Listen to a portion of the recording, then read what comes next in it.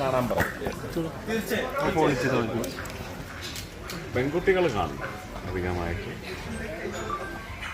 പ്രായം അറിയിച്ച്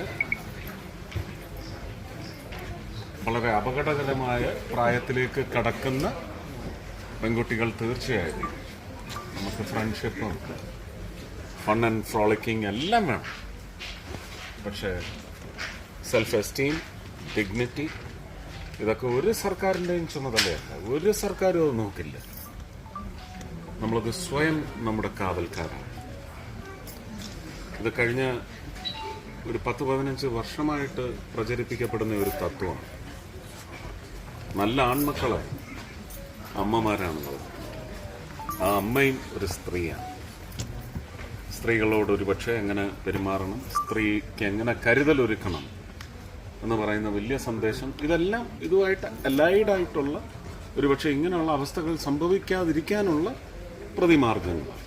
പക്ഷെ ഇങ്ങനെ സംഭവിച്ചു കഴിയുന്നു സമൂഹത്തിന് വലിയ സംഭാവന നീതി നിർവഹണത്തിൻ്റെ കാര്യത്തിൽ നൽകാനുണ്ട്. അത് സിനിമയിലൂടെ കാണിക്കാൻ സാധിച്ചു. ഇത് സമൂഹത്തിൽ ഇത് പടരണം, പടരും.